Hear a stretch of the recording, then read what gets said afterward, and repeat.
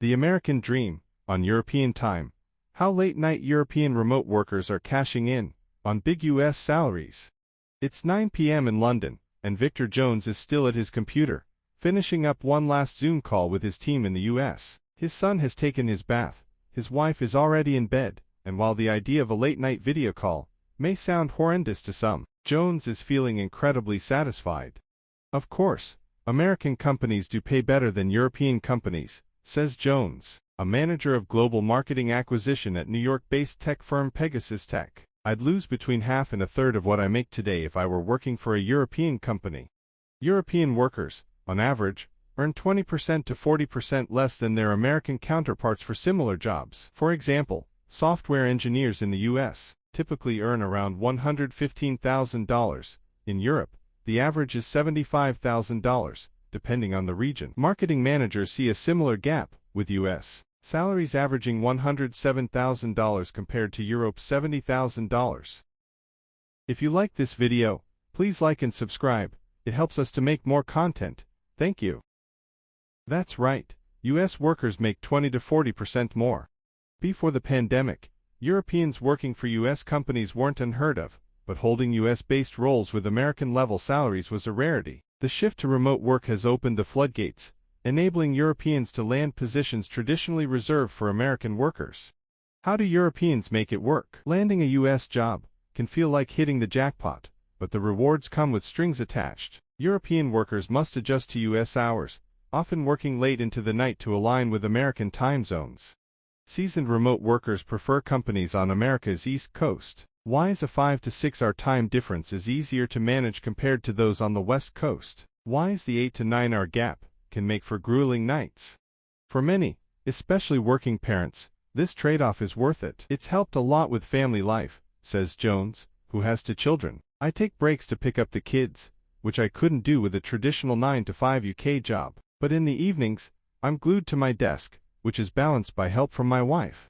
The flexibility is attractive to many, but not everyone can handle the time zone challenges. It's a killer for early morning people, Jones admits. If you're someone who wants to hit the pub after work, this isn't the right place for you.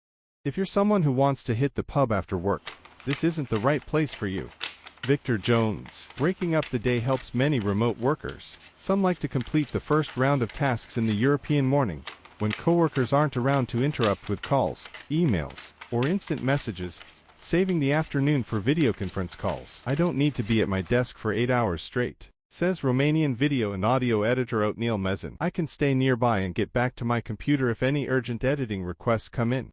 American companies have also become increasingly flexible with remote workers' schedules. I noticed a significant shift when COVID hit, says Irish marketing executive Laura Mundo. I've been working remotely for over a decade, but during the pandemic, many companies finally seemed to acknowledge time zone differences and adjusted accordingly. Jones offers practical advice. Make sure everyone can see your calendar. If they know when you start and finish work, they won't schedule meetings at unreasonable times. It won't always be perfect, but it will help avoid having to work until 3 a.m., he advises.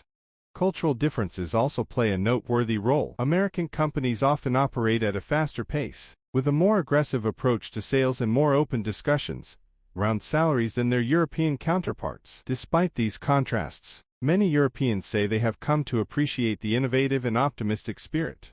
I really love working with Americans, Mundo says. Thighs is an openness that you might not get in Europe. The stereotype of work being a massive focus for Americans is true. That might not suit everybody. It suits me, but I can see how it could be jarring if work weren't a central part of your life. Although it requires some initial adjustment, many find the cultural differences refreshing. I find clients to be more polite in the way they request work and not haggling over prices, Mezin says.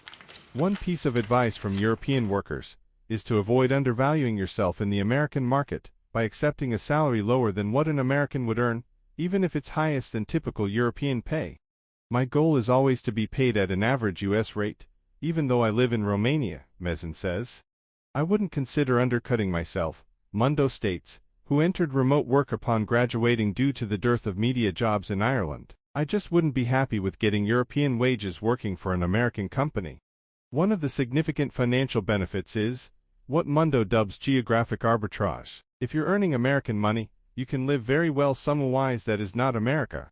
It doesn't have to be limited to Western Europe. Mundo has set up shop in Eastern Europe, using his mornings to explore before America wakes up. He's also done stints from cost-effective spots in Latin America. Asia, however, has been impossible to pull off due to the time zone.